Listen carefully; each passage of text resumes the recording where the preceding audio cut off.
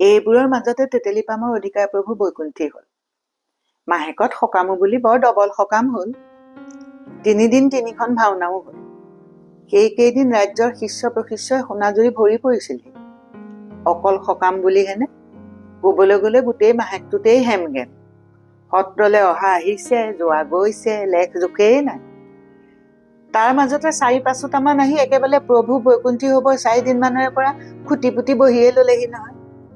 ভকতো বুলি এনেকুৱা ধদুৱা ভকত সোণাজুৰি মানুহে আগতে দেখা নাই দেই।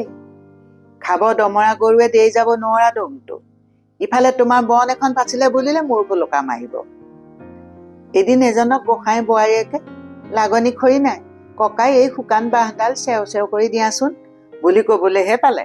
সি টপৰাই ক'লেই নহয়, বোলে মই এতিয়া 10 ধুতি পিন্ধি আছো, নোৱাৰো। তথাপি অধিকাৰ প্ৰভুৰ নগাঁৱত থকাজন পুতেকে বোলে থাকক, ৰভা পৰলা ৰখি থাকিলেও তৎ নহয়। বাৰীৰ জেওৰা জপনা খুলি থোৱা হৈছে যেতিয়া দিনৰ ভাগতো গৰু ছাগলী সোমালে চকু ৰাখিব পাৰিব। ৰভা দিয়াৰ আগলৈকে সিহঁত থাকিবৰ বাবে কীৰ্তন ঘৰৰ দাঁতিতে চালি এখন তৰি দিয়া হ'ল। নিশাৰ ভাগত সিহঁতে তাতে জুই ফুৱাই বহি থাকে। গৃহস্থৰ ফালৰ পৰা চাহপানীৰ যোগাৰো দিয়া থাকে। সিহঁতৰ পিছে চাহপানীতকৈ অন্য কিবা কিবিতহে বেছি ৰতি। সত্ৰত সকাম নিকামৰ কিবা কিবি যুগুতি কৰি নিশা 10মান বজাত উভতাৰ পৰত কথাটো মনে গোন্ধোৱাত এদিন মেধি দাইটি সেইপিনে ভূ লওঁ বুলি গৈছিল।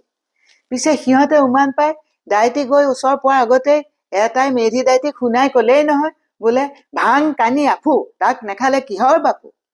আন এটাই বোলে হয়তোন আমাৰ চলা জনা অধিকাৰ প্ৰভুৱেওতো গুৰ গুৰি খাইছিল। এহেঁতৰ লগত চুপতি মাৰি লাভ নহ'ব বুলি বুজি দাইটিয়ে নিজৰ বাট ল'লে।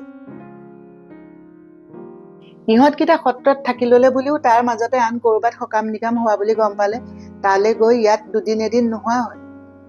সেইফালে অন্ত পৰিলে আকৌ ক'ৰবাত খবৰ নোপোৱালৈকে ইয়াতে থাকেহি। এই অনুক্ৰমে চলি থাকোঁতে এটাই হওঁতে বৰ অগৰৰ কাম এটাকে কৰিলে। তেতেলীপামৰ অধিকাৰ প্ৰভুৰ ডাঙৰ গৰাকী জীয়াৰী পৰিছে পুঁজিবিলৰ জয়ীগুৰি সত্ৰলৈ। প্ৰভু বৈকুণ্ঠী হোৱাৰ মাহেকৰ মাজতে গাধৈ গেৰেলা বুলিবৰ মানুহটো সেইফালে কেনিবা বৰসবাহ এটালৈ গৈ এইফালে ঘূৰোতে বাটতে যেনিবা এই প্ৰভুৰ বৰ জীয়েকৰ ঘৰতে সোমাই চাহ তামোলৰ জুতি লৈছে। গোসাঁনীয়ে তামোলখন আগবঢ়াই দিওঁতে কথাৰ লাচতে সি ক'লে বোলে সোণাজুৰি তেতেলীপাম সত্ৰত অহা বুধবাৰলৈ সকাম পৰিছে। গিয়াতালি ভোজো বৰ ডাঙৰকে হ'ব। কথাষাৰ শুনি গোসাঁনীয়ে ৰহস্য পাই বোলে তোমাৰ মুখেৰেহে তেনে খবৰটো পালো, নহ'লে আমাৰ নিমন্ত্ৰণ নাই। তেতেলীপামৰ অধিকাৰ প্ৰভুৱে সেইগৰাকী বৰ জীয়েক বুলি নেজানি উৎসাহ পাই গাধৈ গেৰেলাইও বোলে এতিয়া মোৰ মুখে খবৰ পালে নহয়, বেলেগে কি জনাব লাগিছে, যাব কোনোবাই কিবা ক'লে মই আছোৱেই নহয় তাতে। চাওঁ বাটত খাবলৈ আৰু এখন তামোলকে বান্ধি দিয়কচোন। আচল সকামৰ দিনা ৰাইজৰ ভিৰত গোসাঁই জীয়েক আৰু গাধৈ গেৰেলাৰ ভেটাভেটি নহ'ল।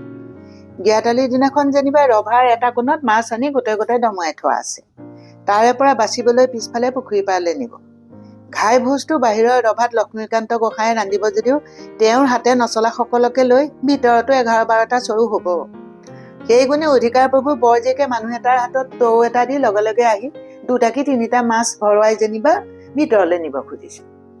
গাধৈ গেৰেলাই ইফালে গোসাঁনীক দেখি আগতাক কৈছে এইগৰাকী মানুহ মোৰ মুখে খবৰ পাইহে আহিছে তেওঁ। অধিকাৰৰ জীয়েকক সোণাজুৰিত কোনে চিনি নাপায়, সেই গুণে কিবা এটা বকিছে আৰু বুলি তাৰ কথাত কোনেও কাণ সাৰ দিয়া নাই। গোসাঁনীক টৌত মাছ ভৰোৱা দেখি গাধৈ গেৰেলা আৰু এই কোবত মনে মনে থাকিব নোৱাৰিলে।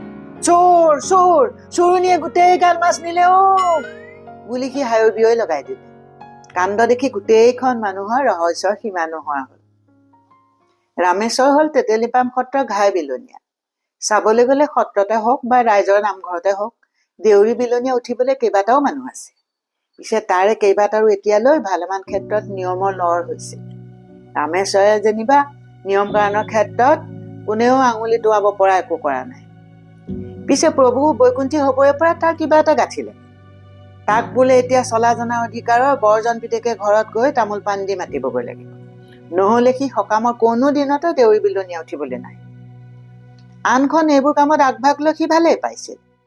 চেলেংখন কাণত ছাটি মাৰি নাক মুখ ঢকাকৈ গামোচাখন মেৰিয়াই লৈ মূল শৰাইখনলৈ হাত আগবঢ়াই সেৱা ভাগি কৰোঁতেই হওক বা বৰ পাচিত বুট মগু আদা নাৰিকল ঢালি লৈ হাতেৰে ঘূৰাই ঘূৰাই তাত চাৰিওফালে নিমখ ছটিয়াই লোৱাৰ পিছত পাচিৰ তললৈকে হাত ভৰাই ভৰাই মাহ প্ৰসাদ সানি থাকোঁতেই হওক মানুহটো আৰু তাৰ কামবোৰ চাবলৈ বৰ শুৱনি।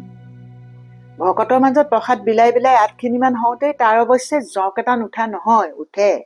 খৰ কৰা, সেইফালে কেলে মিঠৈ দিয়াগৈ নাই? আমি বিলনীয়াই নেখাম নেকি? ভকত আগ নে গোপিনী আগ? এনেকুৱা কথা কিছুমান কৈ কৈ মানুহটোৱে কিবা উধৈ হেৰুৱা লেখীয়াখন কৰে। এইবোৰ ক্ষেত্ৰত গুণীন অলপ ধীৰ। পিছে হলেও ৰাজহুৱা সকামত যেহেন তেহেন, বাদ বাকী গৃহস্থই তেওঁক বৰ সুবিধা নেপাবৰে কথা। কল কুঁহিয়াৰ কটাৰে পৰা বিলোৱা বটোৱালৈকে ঘনে প্ৰতি মিঠৈটো নাৰিকলডোখৰ গুণীনৰ ভৰিত পৰে। এনেকৈ ভৰিত পৰি অসুচি হোৱা কলটো মিঠৈটো পাত এখিলাত গোটাই থৈ তেওঁ ঘৰ মুৰি ভাগৰ লগত ঘৰলৈ লৈ যায়। অধিকাৰ প্ৰভুহে আমাৰ গোসাঁই আছিল। চাকৰি কৰা পিতেক কেইটা আমাতকৈনো কিহত বেলেগ? ৰামেশ্বৰে চাফ চাফ কৈ দিলে। সি ৰামেশ্বৰে উভতকৈয়ে নাচিবলৈ লৈছে। ৰাইজৰ অনেকে তেনেকে বুলি কোৱাকুই কৰিলে। ভদ্ৰকান্তে অৱশ্যে সেমেনা সেমেনি কৰিবলৈ চাবলৈ গলে কথাটো হয়ো আৰু নহয়ো।